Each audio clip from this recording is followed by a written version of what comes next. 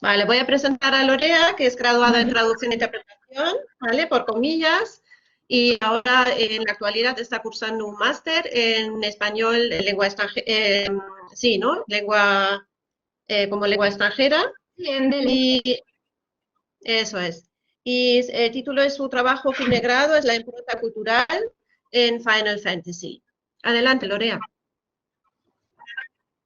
Sí, pues bueno, primero quiero dar las gracias a Andrea y a José Luis por haberme invitado a participar en esta sesión. Y bueno, también he visto a Pilar Úcar, que iba a ser mi directora en verdad de TCG, así que quiero saludarla también. Y nada, pues mi TFG se llama La impronta cultural de Final Fantasy y en lo que yo quería enfocarme, más que nada era en cómo se plasmaban, ¿no? Las diferentes culturas en este videojuego. Y ya de paso, pues quería también mencionar eh, un aspecto que es la traducción de videojuegos y también un poco lo que es la importancia de la traducción de estos. Y a ver si puedo pasar.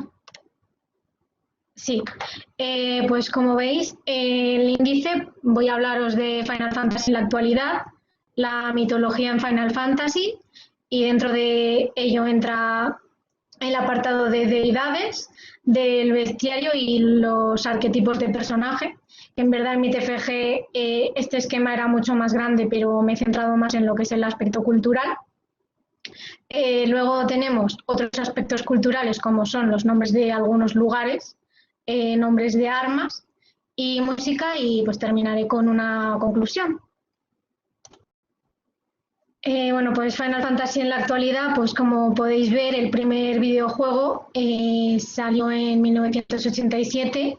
Se trata de una saga de videojuegos japonesa y eh, pues esta saga ha ido evolucionando muchísimo a lo largo de todos estos años. De hecho, ya se ha anunciado para el año que viene para la PlayStation 5 el siguiente Final Fantasy, que es el Final Fantasy XVI. Y bueno, pues destacar más que nada eh, que ha ido sufriendo cambios, como por ejemplo es en el sistema técnico, en el sistema de jugabilidad, la estética, como veis, también ha ido cambiando de ser imagen súper pequeñita y pixelada, ya introducimos lo que es el diseño gráfico y 3D. La narración, todas las sagas tienen la típica estructura de bien versus mal. Y bueno, como he dicho, esta saga de videojuegos tiene en común la aparición de varios elementos y personajes mitológicos que pues siempre están presentes. Luego, en cuanto a la psicología de los personajes, también influye mucho lo que es la presencia de los personajes principales y los personajes secundarios, y todos estos elementos, perdón, pues forman lo que es la sociología, forman un equilibrio que gracias a este equilibrio, pues por eso esta saga de videojuegos ha tenido un gran impacto cultural a nivel mundial. Entonces, voy a empezar hablando de lo que es la mitología de Final Fantasy y os voy a presentar primero las deidades, que son, bueno, estas y algunas más. Yo lo que hice para ver las deidades fue coger los mitos originales y comparar y ver en qué se diferenciaban y qué tenían en común, pues eso, la imagen original con cómo la habían plasmado en las diferentes sagas. Y empiezo por la mitología árabe, introduciendo a Ifrit. Ifrit es un ser mitológico de la mitología árabe, como ya he dicho, y se trata de un ser maligno que se le suele llamar genio o jin. y este tiene diferentes poderes, como por ejemplo poder volar, ser invisible, vivir bajo el agua. Y bueno, en su historia dice que era capaz de raptar seres humanos o incluso animales y llevarlos dentro de su cueva.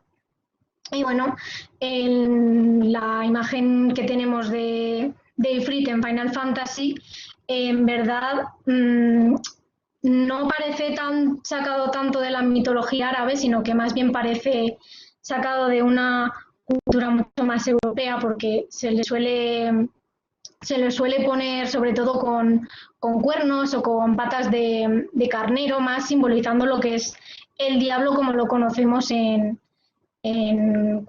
nuestra cultura europea. Luego, en mitología árabe también entra Bahamut, que Bahamut era un dios con forma de pez que sostenía el mundo y a la vez, pues al sostener el mundo dividía lo que era el cielo de los infiernos. Y era un poco como Atlas en ese sentido para nosotros. Y en Final Fantasy a Bahamut sobre todo lo caracterizan como un dragón con alas y suele estar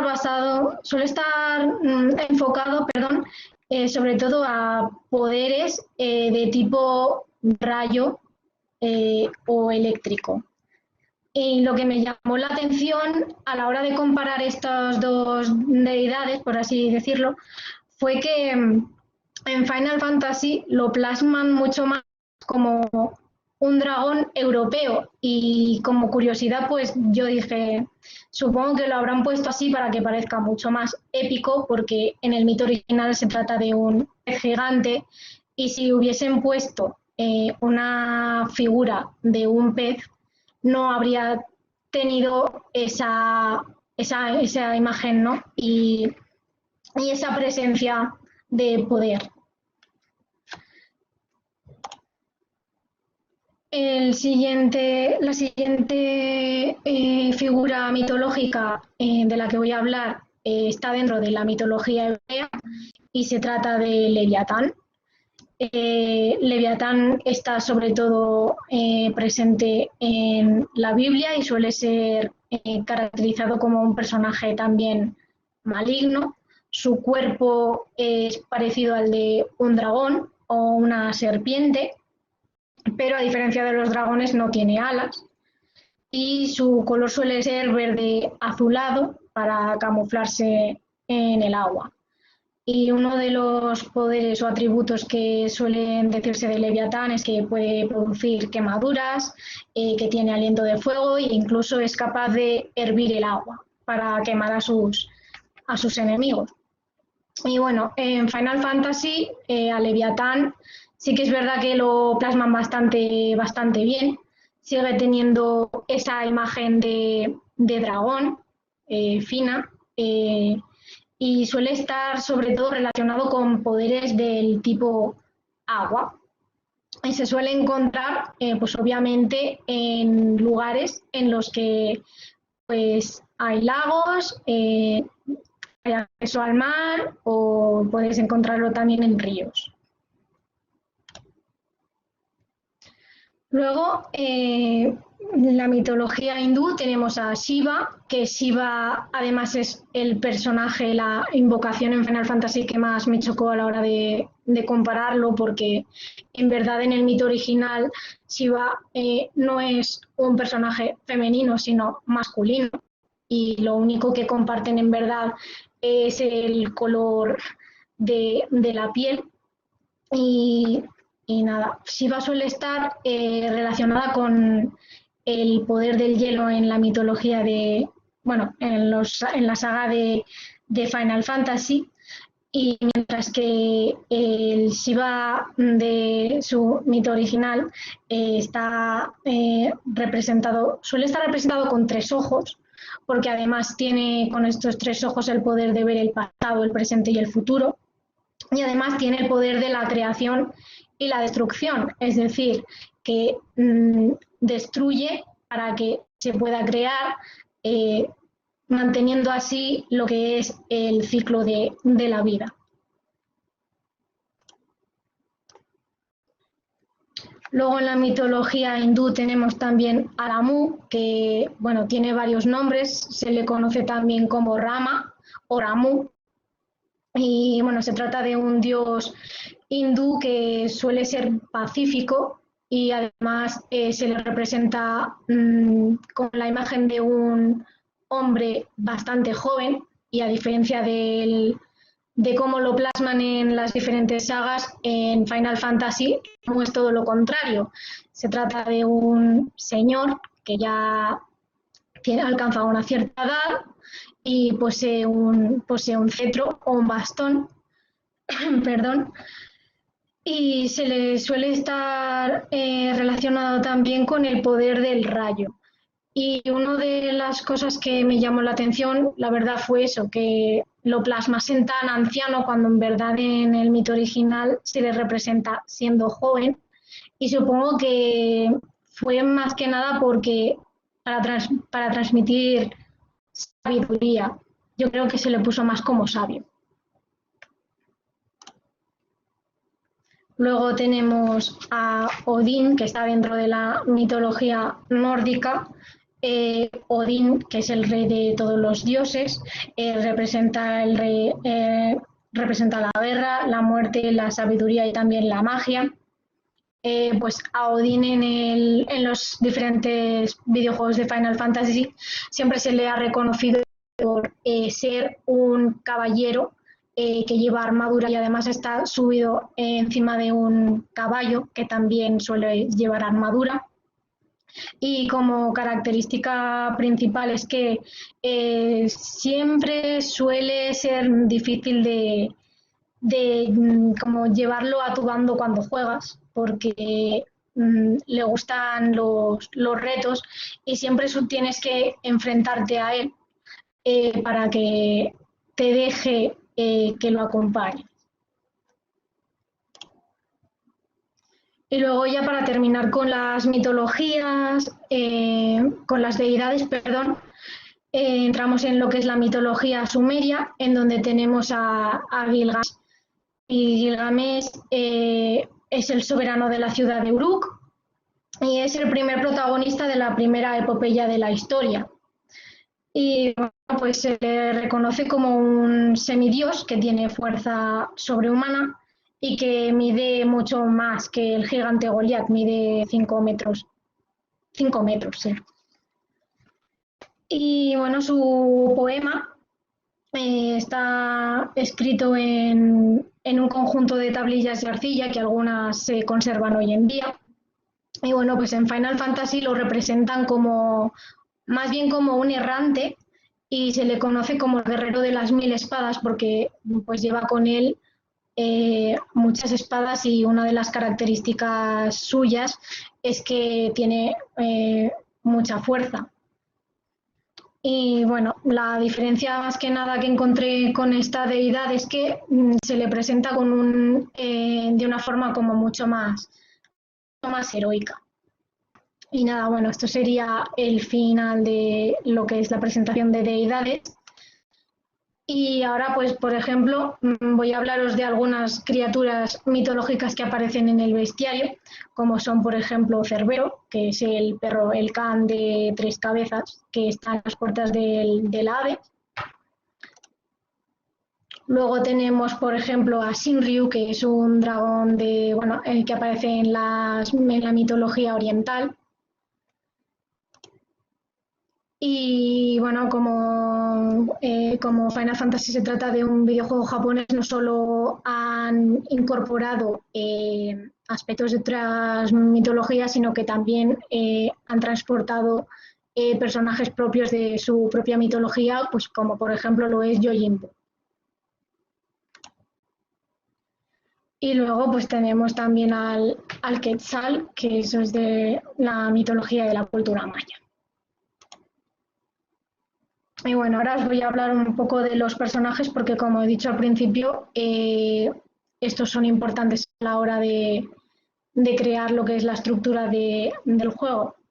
Entonces, pues tenemos a los héroes clásicos, al héroe brillante, al héroe trágico, al héroe épico y al antihéroe. Y bueno, os voy a introducir un poco cómo son cada uno de estos héroes y algunos de los personajes de la saga de Final Fantasy. Bueno, pues como héroe clásico también se le conoce como héroe romántico y son los que más se acercan a lo que son los dioses, ya que son los que tienen las conductas mucho más heroicas.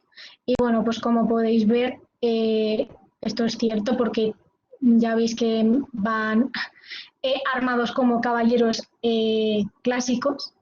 Y bueno, pues a la izquierda tenéis al Caballero de la Luz de la saga de Final Fantasy, tal cual, Final Fantasy. Y a la derecha tenéis a Cecil Harvey, que es del Final Fantasy IV. Luego tenemos al héroe Brimán, que este héroe en verdad no tiene ningún superpoder, pero sí que tiene un heroísmo admirable.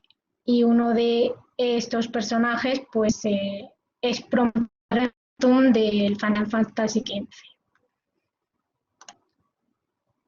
Luego tenemos al héroe trágico, que el héroe trágico se basa en los principios de Aristóteles, del héroe trágico, y son personajes que pues según por sus acciones, por su carácter, por su pensamiento, siempre acaban teniendo un final trágico, como bien dice el nombre del héroe trágico. Y bueno, de la izquierda tenemos a Cloud Strife del Final Fantasy VII y a Noctis Lucis Caelum del Final Fantasy XV.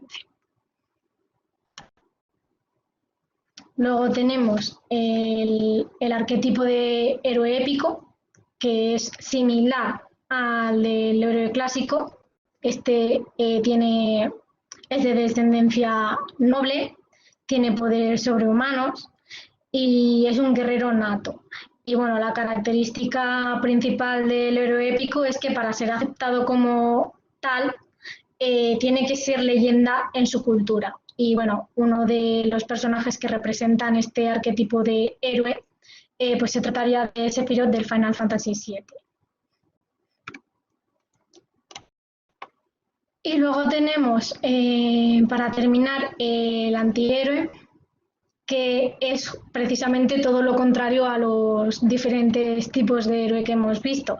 Se trata de un personaje que está mucho más humanizado y que tiene muchísimos defectos y bueno, al final del todo siempre acaba como corrigiéndolo. Y como ejemplo, pues he puesto a Snowvilliers del Final Fantasy XIII. Y bueno, quería comentar también otros aspectos importantes a la hora de plasmar lo que es mitología y cultura en la saga de Final Fantasy.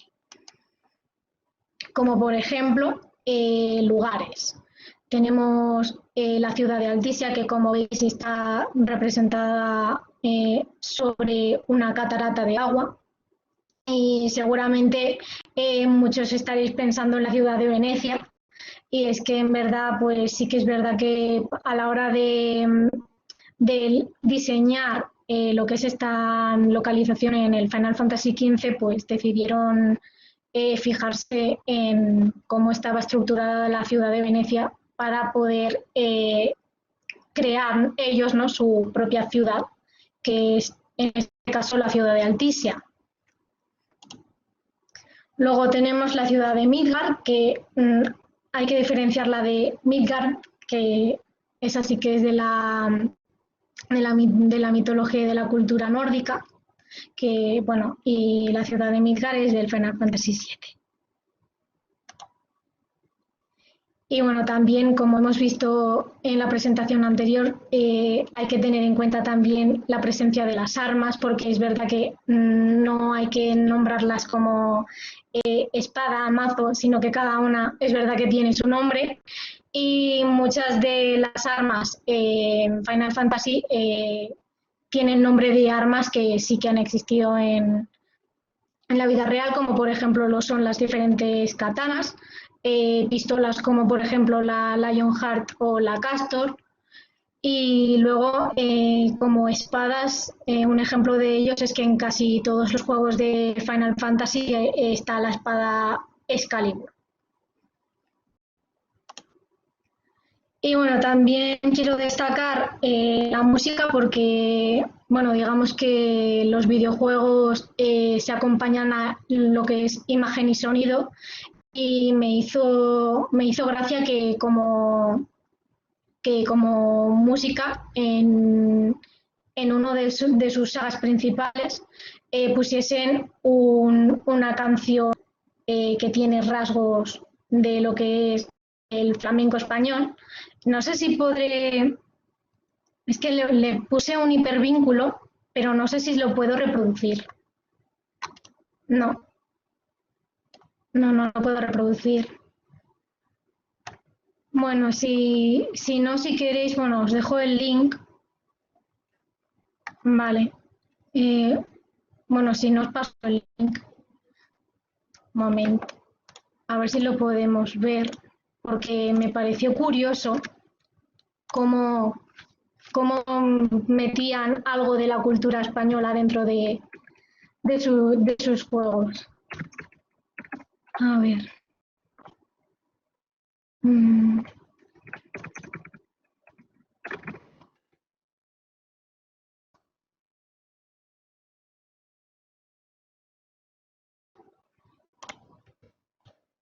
A ver si puedo.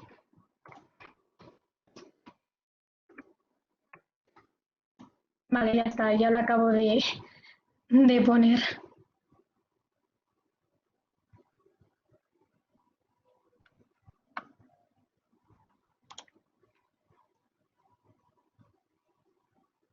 No sé si tengo que esperar a que lo reproduzcan o simplemente le dan por curiosidad.